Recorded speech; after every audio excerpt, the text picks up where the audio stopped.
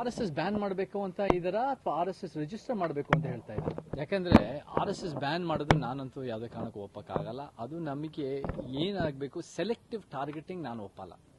ನಮಗೇನಾಗಬೇಕು ಅಂದ್ರೆ ಯಾರು ಕಾನೂನು ಉಲ್ಲಂಘನೆ ಮಾಡ್ತಾರೋ ಅವ್ರ ಮೇಲೆ ಕ್ರಮ ತಗೊಳ್ಳಿ. ಆದರೆ ನೀವು ನಿಮ್ಮ ರಾಜಕೀಯ ಪ್ರತಿಸ್ಪರ್ಧೆನ ಅವ್ರ ಬಾಯಿ ಮುಚ್ಚಕ್ಕೋಸ್ಕರ ಅವರು ನಿಮ್ಮನ್ನ ವಿಚಾರದಲ್ಲಿ ಇರಬಹುದು, ಬಟ್ ಚುನಾವಣೆಯಲ್ಲಿ ಸೋಲ್ಸ್ಬೋದು ಅನ್ನೋ ಕಾರಣಕ್ಕೆ ಅವನ್ನ ಬ್ಯಾನ್ ಮಾಡಕ್ ಹೋದ್ರೆ ಅದು ನಿಜವಾಗ್ಲೂ ಒಂದು ಡಿಕ್ಟಟೋರಿಯಲ್, ಒಂದು ಸರ್ವಾಧಿಕಾರಿ ಧೋರಣೆ ಆಗತ್ತೆ. ಅದು ನಾವು ಒಪ್ಪಕ್ಕಾಗಲ್ಲ. ಅದು ನಮಗೆ ಬ್ಯಾನ್ ಕಲ್ಚರ್. ಇವಾಗ PFI ಬ್ಯಾನ್ ಆದಾಗ್ಲೂ ಕೂಡ ನಾನು ಒಪ್ಪಲಿಲ್ಲ. ಅದು ಬಿಜೆಪಿ ಕಾಂಗ್ರೆಸ್ ಸೇರಿ ಅವ್ರನ್ನ ಬ್ಯಾನ್ ಮಾಡಿದ್ರು. ಬಿಜೆಪಿಗೆ ಯಾಕಂದ್ರೆ ಅದು ಒಂದು ಹಿಂದುತ್ವದ ಮನಸ್ಥಿತಿ, ಕಾಂಗ್ರೆಸ್ ಯಾಕಂದ್ರೆ ಮುಸ್ಲಿಂ ವೋಟ್ಸ್ ಚದುರೋಗ್ಬಿಡುತ್ತೆ ಅನ್ನೋ ಕಾರಣಕ್ಕೆ ಆ PFI ಬ್ಯಾನ್ ಮಾಡಿದ್ರು. ಬ್ಯಾನ್ ಮಾಡೋದಲ್ಲ, ವಿಚಾರದಲ್ಲಿ ಸೋಲ್ಸ್ಬೇಕು. ವಿಚಾರದಲ್ಲಿ ಸೋಲ್ಸಿ ಬ್ಯಾನ್ ಮಾಡೋದು ಯಾವಾಗ ಅಂದ್ರೆ ನಿಮ್ಮ ವಿಚಾರದ ಮೇಲೆ ನಿಮ್ಮ ಗಟ್ಟಿತನ ಇಲ್ಲದೆ ಇದ್ದಾಗ, ನಿಮಗೆಲ್ಲೋ ಒಂದ್ ಕಡೆ ನಿಮಗಿಂತ ಅವ್ರ ವಿಚಾರಗಳು ಗಟ್ಟಿಯಾಗಿದೆ, ಅವ್ರು ಜಾಸ್ತಿ ಕೆಲಸ ಮಾಡ್ತಾರೆ, ಜಾಸ್ತಿ ಜನಪರವಾಗಿದ್ದಾರೆ ಅನ್ನೋ ಭಯ ಇದ್ದಾಗ ಬ್ಯಾನ್ ಮಾಡಕ್ ಹೋಗ್ತೀರಾ. ಬ್ಯಾನ್ ಮಾಡಬಾರ್ದು. ಬಟ್ ರಿಜಿಸ್ಟರ್ ಅನ್ನೋ ಪ್ರಶ್ನೆ ಬಂದಾಗ ನಮಗೆ ಎಲ್ಲ ಒಂದು ರೀತಿ ಸಂಘಟನೆಗಳು ಅದು ಯಾವ್ಯಾವ್ದಿದೆಯೋ ಅದು ರಿಜಿಸ್ಟರ್ ಆಗೋದು ಒಂದು ಮುಖ್ಯ ಉದ್ದೇಶ ಆಗಬೇಕು.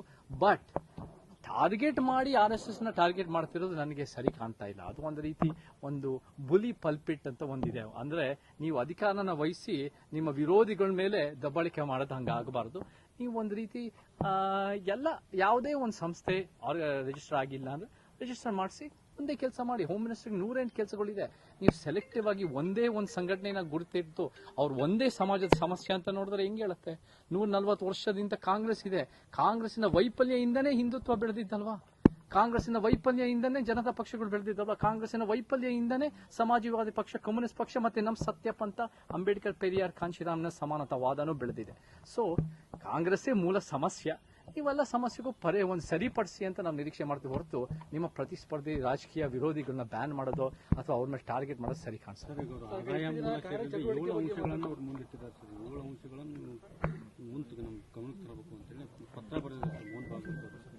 ಆಗ್ಲಿ, ಅದು ಅವರು ನನಗೆ ಫಸ್ಟ್ ಆಫ್ ಆಲ್ ನಮಗೆ ಎಲ್ಲ ಒಂದು ಪಾರದರ್ಶಕವಾಗಿರಬೇಕು.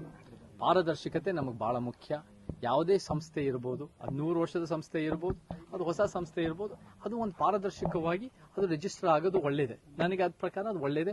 ಸಮಾಜ ಸೇವೆ ಮಾಡಲಿ, ಮುಂದುವರಿಸಲಿ, ಒಳ್ಳೆ ಕೆಲಸ ಮಾಡಲಿ. ಅದು ಆರ್ಥಿಕವಾದ ಹಣಕಾಸಿನ ವಿಚಾರನೂ ಕೂಡ ಪ್ರಾಮಾಣಿಕತೆ ಮತ್ತೆ ಪಾರದರ್ಶಕತೆ ಇರಬೇಕು. ಅದು ಕೂಡ ಮುಖ್ಯನೇ. ನನಗೆ ಏನ್ ಸಮಸ್ಯೆ ಅನ್ಸುತ್ತೆ ಅಂದ್ರೆ RSS ಅನ್ನ ಪ್ರಶ್ನೆ ಮಾಡ್ತಿರೋ ಸಮಸ್ಯೆ ಅಲ್ಲ, ಬರೀ RSS ನ ಪ್ರಶ್ನೆ ಮಾಡ್ತಾರೆ ನನಗೆ ಸಮಸ್ಯೆ ಅನ್ಸುತ್ತೆ. ನೀವು ಇನ್ಯಾವ ಎಷ್ಟು ಒಂದು ರೀತಿ ಈ ಕಾರ್ಪೊರೇಟ್ ಕಂಪನಿಗಳು ಎಷ್ಟು ಲೂಟಿ ಮಾಡ್ತಾ ಇದ್ದಾರೆ, ಎಷ್ಟು ಒಂದು ರೀತಿ ಈ ರಿಯಲ್ ಎಸ್ಟೇಟ್ ಮೈನಿಂಗ್ ಮಾಫಿಯಾಗಳು, ರಿಯಲ್ ಎಸ್ಟೇಟ್ ಮಾಫಿಯಾಗಳು ಎಷ್ಟು ಕೊಳ್ಳೆ ಹೊಡಿತಾ ಇದ್ದಾರೆ. ಅದನ್ನ ಯಾವುದೇ ಕಾರಣಕ್ಕೂ ಪ್ರಶ್ನೆ ಮಾಡದೆ ಅವ್ರ ಮೇಲೆ ಒಂದು ರೀತಿ ಕಡಿವಾಣ ಹಾಕ್ತೆ ನೀವು ಒಂದು ಸೆಲೆಕ್ಟಿವ್ ಆಗಿ ನೀವು ಒಂದು ಸಂಸ್ಥೆನ ಟಾರ್ಗೆಟ್ ಮಾಡ್ತೀರಾ ಅಂದ್ರೆ ಅದೆಷ್ಟು ಮಟ್ಟಿಗೆ ಸರಿ ಅಂತ ಪ್ರಶ್ನೆ ಬರುತ್ತೆ.